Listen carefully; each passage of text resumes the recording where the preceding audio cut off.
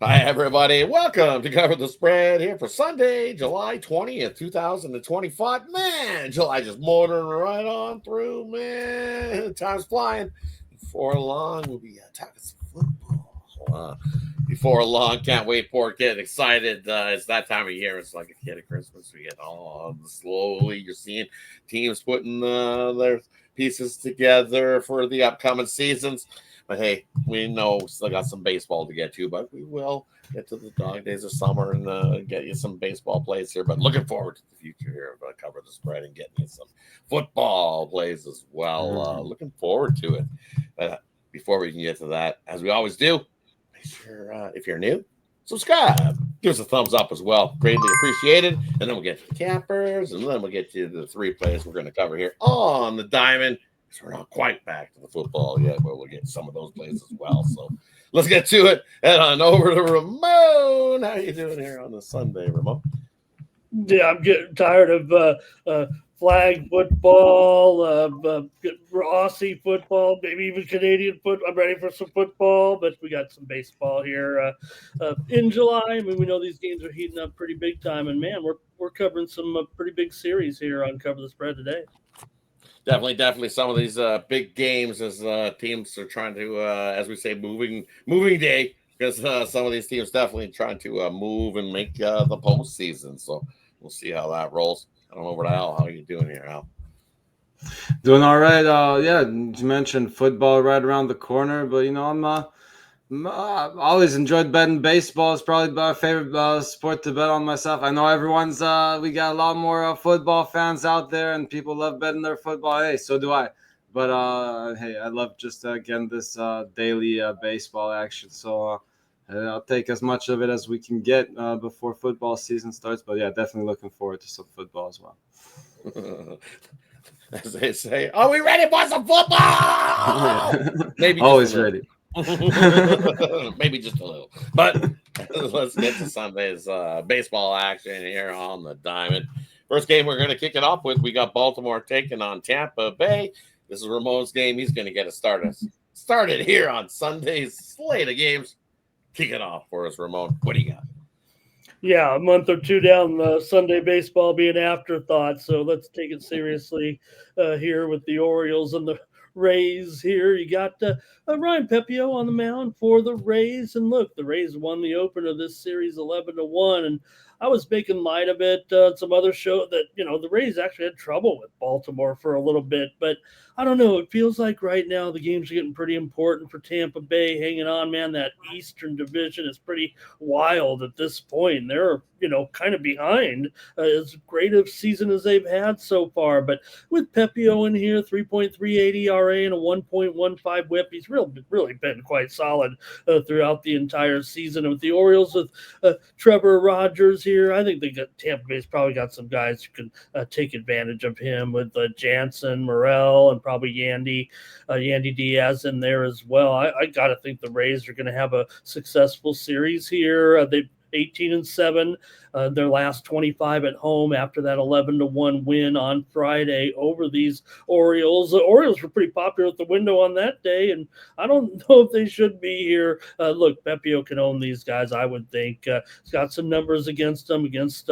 O'Neill, Stallings, Laureano, and Holiday. So I'm going to actually go with the run line here and take Tampa Bay -1.5 and try to get a little bit of plus money here. A lot of people may talk Oriole baseball. They're still far back of these guys, last place in the division. So give me the Rays here on the run line on Sunday.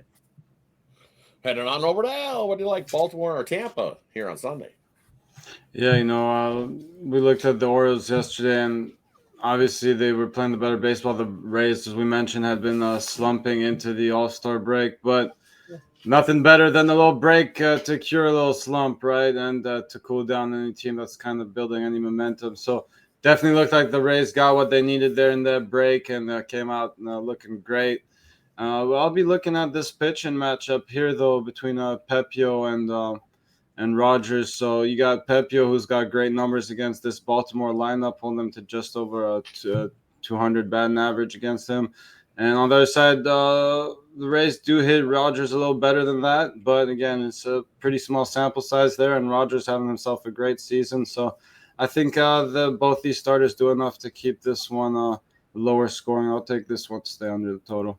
Wind, not much wind blowing, but it is blowing in for them. I expect to be about 3 miles an hour. So not going to affect us much, but at least it's not blowing out.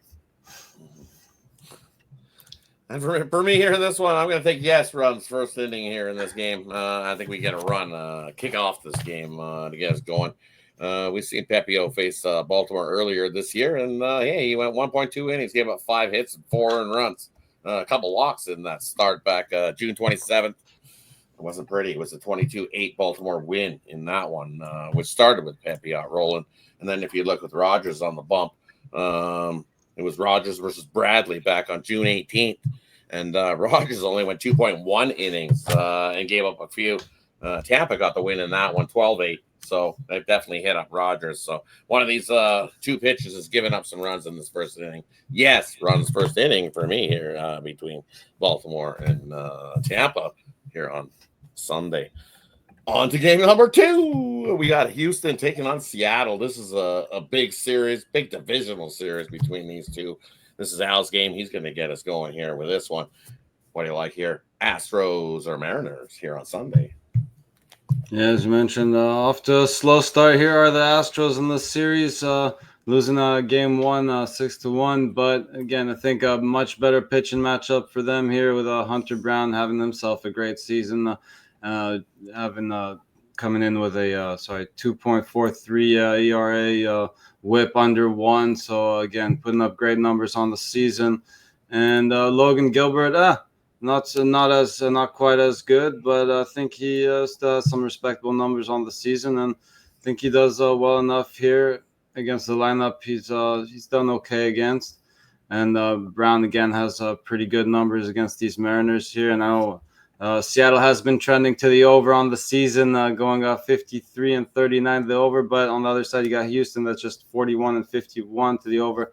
So a lot of good pitching out of this team, and bullpen's been pretty good too. So I think we're going to see a lower scoring game here. I'm taking this game to stay under the total.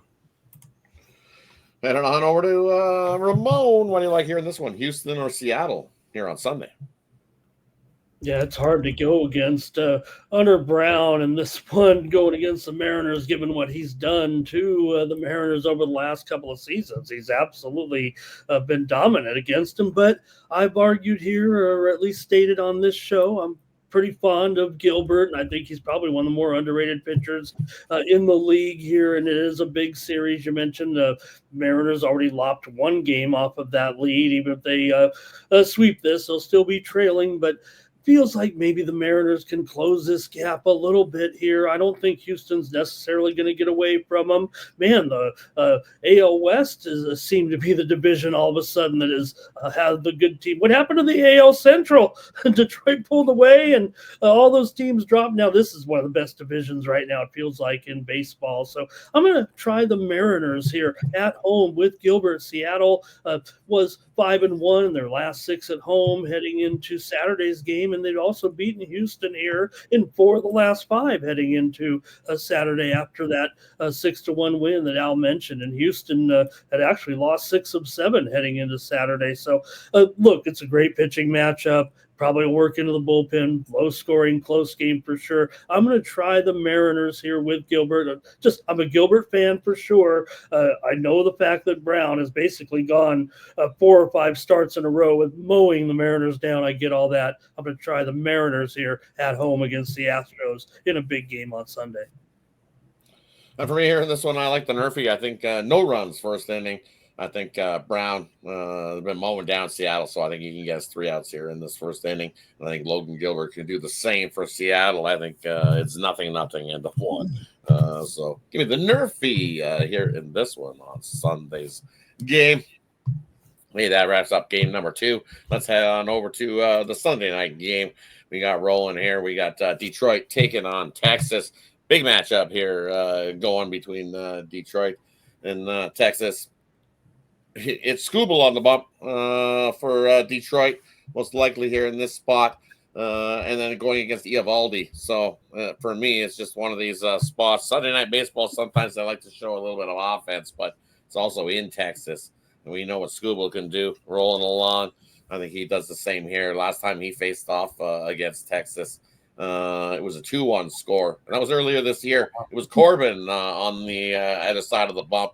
And we've seen that with Corbin pitching. Hey, Texas, it was a 2-0 win. So good there. And then also when you look, you have all the who's on the other side of the bump for Texas here in this matchup versus Scooble here. We've seen Eovaldi already go against Detroit, go 7 innings. Looked real good in that matchup. So I think Scooble and Eovaldi have solid starts, go 6-7 innings. And we get under this total. Low scoring one, almost like a hockey game, first of 3. So give me the under, Detroit and Texas here in Sunday Night Baseball. As some people say, might be a little sleep-inducing, but I kind of like these games. They're always good. Watch the pitchers duel back and forth, and I think that's what we get. So give me the under, Detroit, Texas. We'll head on over to Al to get us started here. This one, what do you like, Detroit or Texas here on Sunday? Yeah, obviously it's going to be hard to go against Scooble here, but I agree on the under as well. I think we got a low scoring one here. I'll go first 5 under just to leave Detroit's bullpen out of this. But again, I think these guys go deep enough to give you plenty of value on the full game too.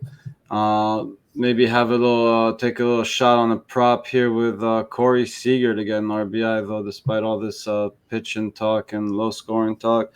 Seager still has 6 hits and 9 at bats against Scooble. So if anyone can get to him, I believe he can. So I'll take a shot on Seager to get an RBI.